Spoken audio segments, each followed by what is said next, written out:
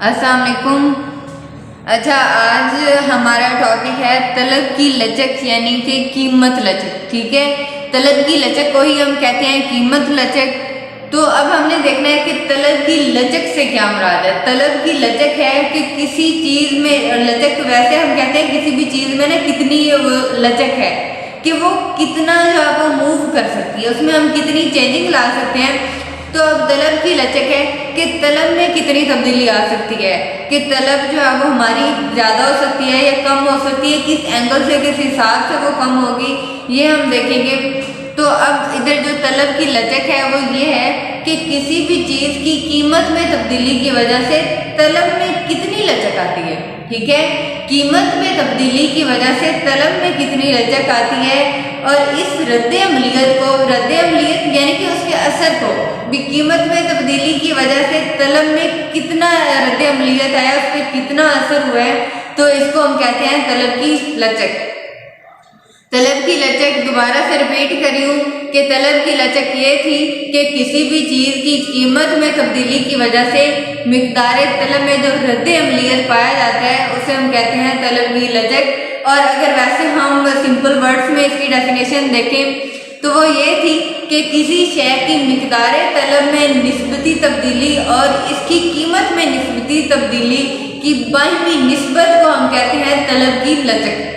ठीक है, कि कीमत में निस्बती तब्दीली और तलब में निस्बती तब्दीली, कि जितनी निस्बत से कीमत में तब्दीली आ रही है उसी निस्बत से तलब में भी तब्दीली आ रही है। तो इन दोनों की इस कंडीशन को हम क्या कहते हैं, तलब की लचक। इसका फार्मूला हमारे पास था तलब की लचक, तलब की लचक। ठीक है, तलब की लचक इज इक्वल टू मिकदार तलब में तब्दीली, मिकदार तलब में तब्दीली डिवाइड कीमत में तब्दीली।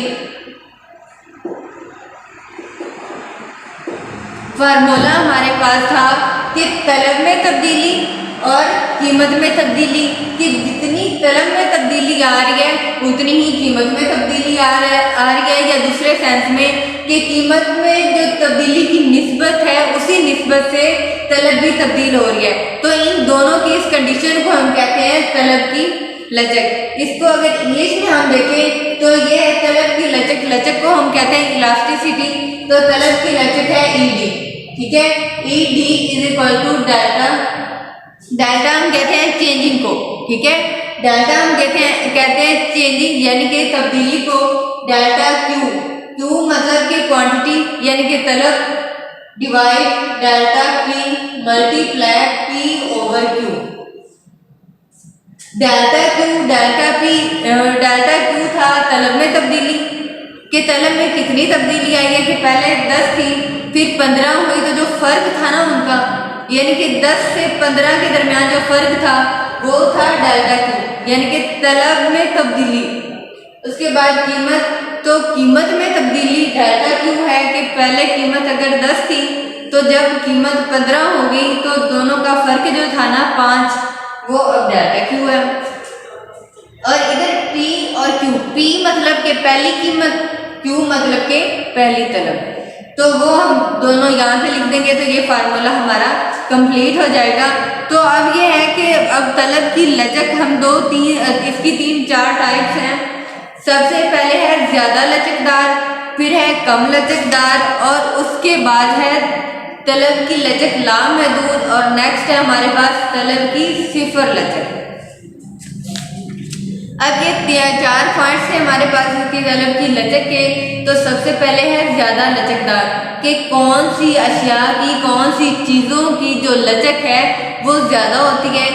ज़्यादा लचकदार का मतलब ये है कि कीमत में अगर थोड़ी सी भी तब्दीली आए ना तो उसकी वजह से तलब में बहुत ज़्यादा तब्दीली हो जाए। ठीक है, तलब में कम तब्दीली की, कीमत में कम तब्दीली की वजह से तलब बहुत ज़्यादा उस पर इफेक्ट कर जाए, यानी कि बहुत ज़्यादा तक तब्दील हो जाए, तो उसे हम कहते हैं तलब की लचक ज़्यादा। अब ये जो ज़्यादा लचकदार है ये अशियाए तय्युशात पर अमल लागू होता है। अशियाए तय्युशात जो हमारी ज़िंदगी में आसानियाँ, रंगीनियाँ पैदा करती हैं, जैसे कि कार है, टीवी है, फ्रिज है, एयर कंडीशन वगैरह, तो ये वाली चीज़ें हमारी ज़िंदगी में आसानियाँ पैदा करती हैं, तय्युश पैदा करती हैं, ठीक है, हमारी ज़िंदगी को रंगीन बना देती हैं। तो इसकी डेफिनेशन ये होगी कि जब किसी शय की कीमत में तब्दीली की वजह से मिकदार तलब में ज़्यादा रद्द-ए-अमलियत पाया जाए, ठीक है। ज़्यादा लचकदार में ये होगा कि कीमत में थोड़ी सी भी तब्दीली हो रही है तो तलब में ज़्यादा असर होगा उसका।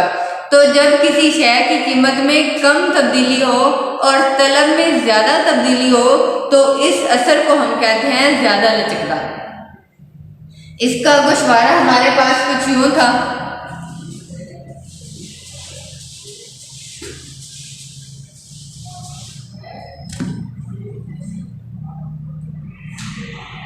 ये कीमत और ये है तलब, ठीक है।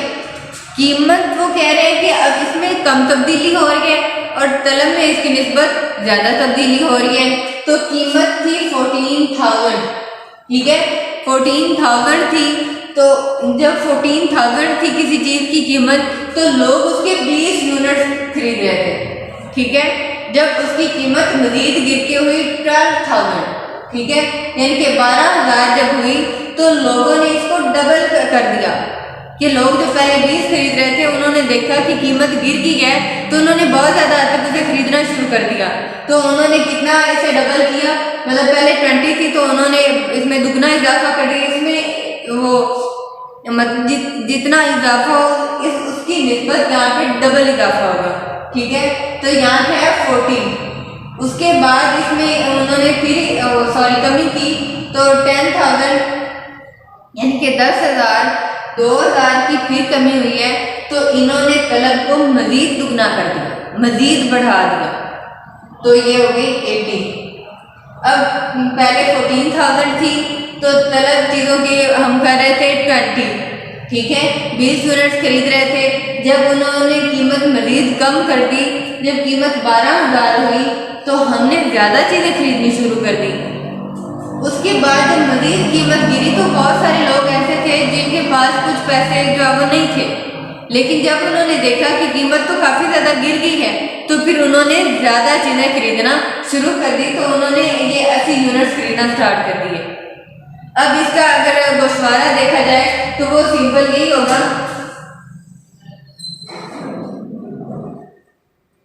0 x और y, ठीक है, 0 x एंड y है।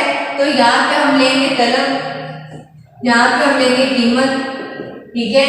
तलब हमारी कितनी थी, 20 से लेकर 80 तक गई है, तो 20, 40, 60 और 80, ठीक है। और कीमत 10 से लेकर 14 तक गई है। तो अगर हम ये 10 के फर्क से चलें तो बल्कि 2000 के फर्क से चलते हैं, ये 12,000, ये 14, ये 16 वाला भी लिख लेते हैं एक्स्ट्रा। अच्छा, तो जब कीमत थी 14,000 तो तलब कितनी थी 20। जब कीमत थी 14,000 तो हम तलब कितनी कर रहे थे 20, यानी कि 20 यूनिट्स खरीद रहे थे। जब कीमत मजीद गिरी, कम हुई, ये कम हुई तो तलब बढ़ गई। अब देखिए ना, इस साइड पे हम जाएं तो तलब बढ़ती है और यहाँ से ऊपर जाएं तो तलब कम होती है। ये बात आपने माइंड में रखनी है कि अगर हम ऊपर से नीचे आ रहे हैं तो फिर तलब में इंक्रीमेंट होगा, इजाफा होगा, और अगर हम ऊपर से नीचे से ऊपर जा रहे हैं तो फिर तलब डिक्रीज करेगी, कम होगी। उसके बाद है जब कीमत मजीद गिरी, 1000 हुई तो लोगों ने तलब को दुगना कर दिया। तो ये ए, बी और सी। अब इसकी एक्सप्लेनेशन यही होगी कि एक्स एक्सिस पे हमने ली तलब, वाई एक्सिस पे हमने ली कीमत, ठीक है। इन दोनों की कॉम्बिनेशन से हमें एक खर्चे तलब हासिल हुआ, डी हम कहते हैं तलब को, ठीक है। एक खर्चे तलब हासिल हुआ और 3 पॉइंट हमें हासिल हुए ए, बी एंड सी। उसके बाद आपने कहना है कि जो हमें ये खत हासिल हुआ है इसका झुकाव क्या है, मनफी, ठीक है, कि ये ऊपर से नीचे आ रहा है, इसका झुकाव मनफी है। बस इसकी एक्सप्लेनेशन इतनी काफ़ी थी। उसके बाद था कम लचकदार। कम लचकदार था तो जब किसी शेयर की कीमत में, अब पहले हमने देखा कि ज़्यादा लचकदार था तो कीमत में कम तब्दीली भी हो रही है ना, तो उसकी वजह से जो तलब थी उसमें दुगना इजाफा हो रहा था। लेकिन कम लचकदार में हम ये देखेंगे कि किसी शेयर की कीमत में तब्दीली की वजह से, ज़्यादा तब्दीली की वजह से जो तलब है उसमें कम तब्दीली आ रही है। ठीक है, कम लचकदार के कीमत में कम तब्दीली आ रही है और तलब में कीमत में तब्दीली ज़्यादा हो रही है और तलब में तब्दीली उसके हिसाब से कम हो रही है। जो कम लचकदार है इसमें ये जो हमारी होती हैं चीज़ें, बुनियादी ज़रूरियात की चीज़ें वो आती हैं, वो ज़्यादा लचकदार तो वो था जो ज़्यादा महंगी चीज़ें आती हैं, और कम लचकदार में जो हमारी रोज़मर्रा की चीज़ें होती हैं, जो हमारी बेसिक नेसेसिटीज़ हैं, बुनियादी ज़रूरियात की चीज़ें वो आती हैं। अब ये देखें कि जो हमारी चीज़ें डेली की यूज़ होने वाली हैं, जैसे घी है, आटा है, या कोई ऐसी चीज़ें जो खाने पीने वाली हैं, तो ये जल्दी ख़राब होने वाली चीज़ें हैं। तो अगर इनकी कीमत में कमी आती भी है ना, तो हम बहुत ज़्यादा इन्हें स्टोर करके नहीं रख लेते। हम क्या करते हैं, जो अगर पहले वो 4 किलो घी ले रहे थे तो हम फिर 5 कर देंगे, अगर मज़ीद कम होगी तो हम 1 किलो का इजाफा कर देंगे। हम सारे का सारा जो है वो खरीद के ला के स्टोर नहीं कर लेंगे, क्योंकि हमें पता है कि अगर हम इसे स्टोर करके रख लेंगे तो ये चीज़ ख़राब हो जाएगी, तो हमें उसका कोई फ़ायदा नहीं है। तो हम क्या करते हैं, अपनी ज़रूरत के हिसाब से वो चीज़ खरीदते हैं। अब कम लचकदार की डेफिनेशन देखिए कि जब किसी शेयर की कीमत में ज़्यादा तब्दीली हो रही हो और उसकी वजह से मिकदार तलब में कम रद्द-ए-अमलियत हो, तो उसे हम कहते हैं कम लचकदार। ठीक है, और ये बुनियादी ज़रूरियात पर, ये इसकी बुनियादी ज़रूरियात की जो चीज़ें हैं उनकी लचक कम होती है। इसका भी गोशवारा हमारे पास कुछ यूँ होगा।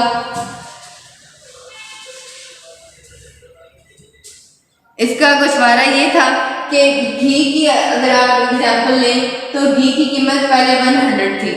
जब 100 थी तो हम 3 पैकेट घी के खरीद रहे थे। जब मज़ीद कम हो गई तो हम, जब 70 हुई कीमत, तो अब देखिए काफ़ी डिक्रीमेंट हुआ है, काफ़ी कमी आई है इसमें। तो जब 100 से 70 हुई तो हमारा तो ये काम था ना कि हम ज़्यादा सारी चीज़ स्टोर करके रख लेते, लेकिन हमने ऐसा नहीं किया। हमें पता था कि ये चीज़ ख़राब होने वाली है, तो हमने क्या किया, इसे 1 पैकेट इसका और ख़रीद लिया। जब मज़ीद गिर गई, जब 40 हो गई, तो हमने क्या किया, 1 और पैकेट ले लिया। अब इससे ज़्यादा हमें उसकी ज़रूरत ही नहीं है।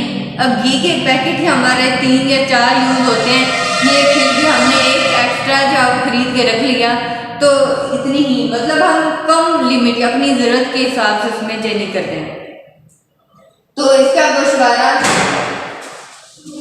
वो भी तकरीबन इस हिसाब से था।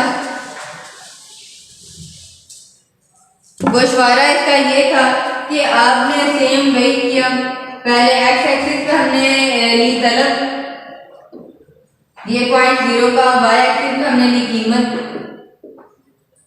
और तलब हमारी है 3 से 5 तक, यानी कि 1, 2, 3, 4 और ये 5। ठीक है, और उसके बाद ये कीमत 40 से लेकर 100 तक गई है। तो अगर हम 20 के फर्क से चलें, 20, 40, 60 और ये 80,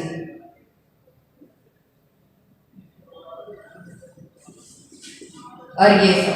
अच्छा, तो जब कीमत हमारी 100 थी तो हम कितने पैकेट खरीद रहे थे, 3 पैकेट हम खरीद रहे थे। जब कीमत मजीद गिर गई, मतलब 70 हुई, या इसका जो दरमियाना पॉइंट है जो 60 और 80 के दरमियान 70 है, तो यहाँ से हमने लेटर खींचा और तब हम 4 यूनिट्स खरीद रहे थे। उसके बाद नेक्स्ट मजीद की 40 हुई तो हमने इसके 5 पैकेट खरीदना स्टार्ट कर दिया, और ये अब इसका भी झुकाव मंफी है। ठीक है, इन दोनों के कम्बिनेशन से हमें एक खत हासिल हुआ जिसका झुकाव क्या है, मंफी है, वो ऊपर से नीचे मूव कर रहा है। अब नेक्स्ट था तलब की लचक लामहदूद। ठीक है, तलब की लचक लामहदूद है कि कीमत में अगर तब्दीली हो या ना हो, तो तलब में तब्दीली होती है। अब देखिए जैसे सर्दी का मौसम है तो कीमत में अगर कमी ना भी आए, जो गर्म कपड़े हैं हम उसकी तलब करेंगे, ठीक है, हम उनकी तलब बढ़ा देंगे, हम ज़्यादा से ज़्यादा वो चीज़ें खरीदेंगे। तो इसलिए तलब की लचक इनकी लामहदूद है, क्योंकि ये हमारी ज़रूरत की चीज़ें हैं। तो अगर किसी शय की कीमत में तब्दीली की नोयत ऐसी हो कि कीमत में तब्दीली हो या ना हो, लेकिन तलब जो है वो उसके हिसाब से तब्दील हो जाए, बढ़ जाए, तो उसे हम कहते हैं तलब की लचक लामहदूद। कि कीमत में तब्दीली ना हो तो तब भी तलब में तब्दीली हो जाए तो उसे हम कहते हैं तलब की लचक लामहदूद। अब इसमें देखिए कि कीमत हमारी फिक्स है, 10 है, तीनों पॉइंट्स पे 10 ही रही है कि तब्दीली ही नहीं हुई। लेकिन हमने क्या किया, हमें ज़रूरत थी गर्म कपड़ों की, गर्म चीज़ों की हमें ज़रूरत थी, तो हमने उसकी तलब बढ़ा दी। पहले 2 थी, फिर इधर तलब कीमत 10 ही रही है, लेकिन हमने क्या किया, उसकी जो कीमत थी उसे मज़ीद बढ़ा दिया। फिर 10 ही रही तो फिर हमने उसकी तलब को बढ़ा दिया। और इसका गोशवारा भी और जो ग्राफ था वो भी सिंपल ही है, इनकी तरह ही है, वो आप बना लीजिएगा। अब नेक्स्ट थी तलब की सिफर लचक। सिफर लचक थी कि कीमत में अगर पहले हमने पॉइंट पढ़ा कि तलब की लचक लामहदूद, कि कीमत में तब्दीली ना भी हो तो तलब बढ़ जाती है। अब हमने वो देखा कि ऐसी चीज़ें जो बहुत मामूली नोयत की होती हैं उनकी कीमत में अगर इजाफा हो या कमी हो, लेकिन तलब पे फर्क नहीं पड़ता, तलब साकिन ही रहती है।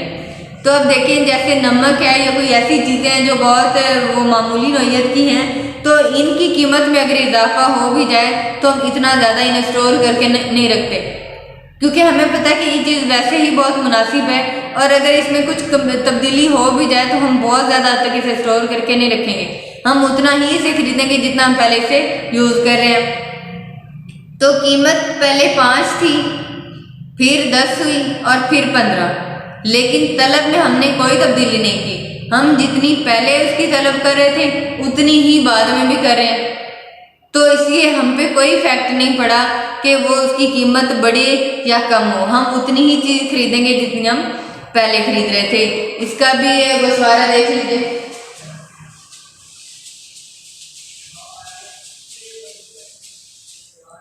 अब इसका ये था कि कीमत पहले 5 थी, फिर 10 हुई और फिर 15, लेकिन क्या हुआ कि तलब इसकी उतनी ही रही जितनी पहले थी। 4 थी तो 4 ही रही, मतलब इसमें कोई किसी किस्म का इजाफा नहीं हुआ, ठीक है, इसमें कोई तब्दीली नहीं आई। तो ये था। और अब इसका हम गोशवारा देखेंगे, सॉरी ग्राफ देखेंगे। गोशवारा आपने देख लिया कि कीमत 5 थी तो इधर तलब 4 थी, कीमत 10 हुई बढ़ी तो हमने इसकी तलब को नहीं बढ़ाया, हम उतना ही खरीद रहे हैं जितना हम पहले खरीद रहे थे, तो इसलिए ये फिक्स ही रहा। अब हमने इसका ग्राफ देखना है।